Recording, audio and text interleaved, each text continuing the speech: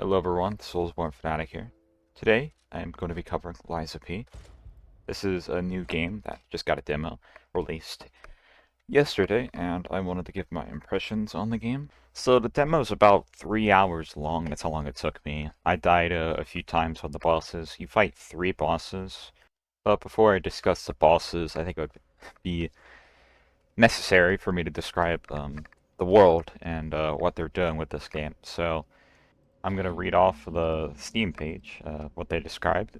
Lies of P is a thrilling Souls-like that takes the story of Pinocchio, turns it on its head, and sets it against a darkly elegant backdrop of the Belle Epoque era, which is French era. I probably said that wrong. Personally, don't really care. So this game is unapologetically a Souls-like game, and it takes heavy inspiration from Bloodborne. I know I just said that it takes heavy inspiration from Bloodborne, but in terms of gameplay, it plays absolutely nothing like Bloodborne. It's rather slow-paced. You have this mechanic where you block, right? You don't have any shields, you block with your weapon. And you have a perfect block, which if you block at just the right moment, you'll take no damage, but you'll lose stamina. But if you block preemptively, you're gonna take just a little bit of damage, and I think you lose stamina as well. So you may have noticed that he has this mental arm, Pinocchio does on his left hand. So this is an interesting part of the gameplay. You have this hand that you can have modified to do certain things. Like later in this demo, you get a string that lets you pull enemies to you, so you can avoid gank traps, which I thought was pretty neat. In this demo, you're giving, there's no classes, like in a traditional Souls like you know, Dark Souls, Bloodborne, Elden Ring. You get these classes that you get to play, which chooses your starter weapon. Which, I mean, I guess this is classes, but it's much more minimal. You get 3 choices. You get the Path of Cricket, which is a balance between the Path of Bastard and Path of Sweeper, I think. Which Path of Bastard is a dex build, which we don't do that here. I chose Path of Sweeper because it seems like the game heavily incentivizes standing your ground, essentially, I guess, with the perfect blocks, which you'll see later on. So you go through this tutorial area where it introduces you to how to play the game. And you have to fight this bigger puppet enemy, and he gives you the key to unlock the door, which opens you up to the rest of the map. So this may be obvious, seeing how it's they're putting Souls-like in their description, but this game has many of the hallmarks of the Souls game. You know, you got your Estus Flask, you got your bonfires, which are called Stargazers, and I don't remember what the other healing item is, but this is to be expected. It works the exact same as it does in those games. Something else to note, when you hit an enemy enough, they enter this state where they're about to get grogged. That's how they describe it. And if you hold a charge attack, they let you go in for, I guess you would say, a visceral, where you just slash the shit out of them. So let's talk about level design. Okay, so when you first enter the first zone of the game, I guess you could call it, it introduces you to the Stargazer, as I said. And this game is linear. It's not really open-ended. You know, you got some zones, not zones, like little places that you can go to pick up these items.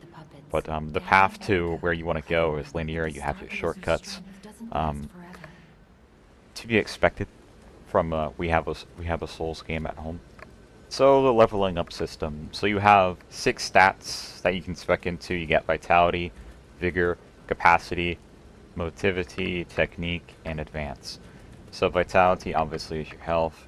Vigor is your endurance. Capacity is obviously how much shit you can carry. And it also affects your defense. And Motivity affects your physical attack. And Technique does the same thing, but for different weapons, and Advance is purely defense, like absorptions to like electricity and stuff. So the first boss, I've heard some people say it's too hard. This is sort of the tutorial boss. I think I beat it my second try. Was not very difficult. He has these big attacks where it's very slow, very predictable. He has a second phase where he just go a little crazy, but nothing you can't handle. And something else I forgot to mention: you have these arts called Fable arts that you can use. Your weapon gets charged while you're fighting. And another thing I also forgot to mention: if you run out of heals, you're typically screwed, right? But if you hit someone, if you hit like a boss enough times, you get one back, which I thought was a pretty cool mechanic. So this Parade Master, as he enters the second phase, he starts to do bigger sweeping attacks that sweep over a wide area. You can try and stay far away and, you know, like run in and poke him, or you can just like get right up close to him and, you know, just keep on perfect blocking those attacks. I don't want to spend too much time talking about just one boss, but this boss is not the only boss. I mentioned earlier that there are 3 bosses. The second boss, you have this guy who's wearing a horse's head, and it's just a regular person, while the other 2 are just puppets. And in between getting from this boss to the next one, you get introduced to your hub world, which is this house, this big house, this big hotel rather. And I guess, you know, the name, called Liza P, makes sense because it's called Liza Pinocchio. You have to lie to get into the hotel, and puppets can't lie. That's what they're going for. So they love going really hard on this gimmick, so hard that you can see even in the loading screen, you got Pinocchio there, and his nose is going to the end of the screen because he's lying. So in this hub world, you meet, which I would call, you know, like the woman who gives you power, I guess. And there's also another character, which you can use to upgrade your weapons. She's a weaponsmith or whatever. And after that, you go through this area to go find your creator, which was being assailed by some guy wearing a horse hat, as I said earlier. You fight him. Something really cool that I saw that happen. I quite liked it. I thought it was interesting. Something I've never seen. The boss can break their weapons, like their weapons can break. Just the second boss does this. I don't think the first or third can. They don't really have a weapon. They just like swing at you with their hands, with their puppet hands. But their weapons can break, which I thought was really cool. This isn't exclusive just to boss, that boss either. Regular enemies can have their weapons break, and so can you. So this donkey guy just does big swings. You know, he doesn't really switch it up too much. You know, he does the traditional rolls, you know, to try and hit you. This guy isn't really that crazy. The third boss, on the other hand, which I'll get to later, is he's pretty crazy. He runs around. He got electricity. He's kind of a pain. That's the one who took me the most attempts. I think that took me like 5 or 6. And for that third boss, you can use a summon. That's the only boss that you can use a summon for, not this the donkey guy or the tutorial boss. I didn't use a summon, and I honestly didn't feel it was necessary. After you're done beating up the donkey guy, you meet your father, which is the creator of, I think, all the puppets, and especially you, Pinocchio. He talks about wanting to hear about everything you got to say, but you don't do that. You go to the next zone, which the next zone is very short, very short. It's pretty straightforward. You go through it, you go to the left, you find a shortcut back to your Stargazer, and then you run past a room full of like 3 enemies, and then you run to the boss. The area before this one, though, had much more depth to it. It had, you know, like the classic gate traps. There's also has all the hallmarks of the Souls games. You know, you got like your crystal lizards and stuff that you can attack with your butterflies. You got your gate traps. You know, just all that good stuff. You have your environmental hazards, which are these puppets that are imbued with electricity. You hit them, it spews out electricity. You can use that as a trap. Sometimes you gotta hit it and run away because it's blocking the way to an item. And now I wanted to talk about the third and final boss. He has the delayed attacks that I got very familiar with in Elden Ring, and those attacks are kind of annoying at first. I had to really learn how to get those perfect blocks, and you don't really want to dodge those attacks. In the second phase, you definitely want to try and move away after doing your perfect blocks, because after he does his swing, electricity goes right where you would be standing normally to hit him. That annoyed me a little bit. I didn't realize that until, you know, it was too late. So the previous two were pretty tame in comparison. The difficulty really spikes with this one. When he flashes red, you may have seen that. It's something else I forgot to mention. When that happens, they're doing an attack that is supposedly undodgeable. You're supposed to block it. You can definitely dodge those attacks, so I don't really know what the game was talking about there. Those attacks, though, they do a lot of damage. You know, they're like the kanji attacks from Sekiro. You really don't want to get hit by those, because that will do like half your health bar. And I spec mostly into the motivity attack spec stat, so it makes me do a lot more damage, because this boss has quite a lot of health points.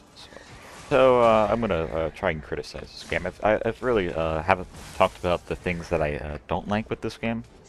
So you may notice this if you've played the demo or if you've seen gameplay. You know, combat feels a bit sluggish. You know, it doesn't feel like as refined as a FromSoft game. You know, from the source. This is pretty much why I don't really play these Souls-like games. I only play the FromSoft one because the combat it just works. You know, it snaps. I think that's probably the biggest point I'd like to make, is the combat doesn't feel finished. It feels like it needs more. I don't really know what exactly is wrong with it. You know, it feels probably too slow, and not in the way that, you know, Dark Souls is, or Elden Ring, where the combat it's fluid. The fluidity is just not there. So this video has been a bit all over the place. I don't really, I've never really done one of these videos before, but I just wanted to talk about how I feel about this game. The bosses don't really grab me. You know, the world, it's interesting, I guess. I like art direction is very captivating. Probably the thing I enjoy most. But the gameplay, you know, it's serviceable, but I wouldn't say it's exactly perfected. I think this is obviously not the finished product. They said it themselves, but I think that's probably the biggest problem right now. The bosses, you know, I think they're fun to fight. They don't really grab me. You know, I don't find them very interesting. The variety is lacking. I don't know. Personally, I will not be picking up this game. I had fun with what I played, and I hope the game is good when it's released. But that's all I can say for now. If I had to say mostly positive experience with this, I think everyone should give this a try who hasn't already. I'll leave a link in the description to anyone who wants to try the demo who hasn't already. And I hope they refine this, because I think there's definitely something here that can perhaps, you know, scratch the itch of Souls FromSoft fans in general, and could potentially have fun with this game. And yeah, that's about it. Have a nice rest of your guys' day.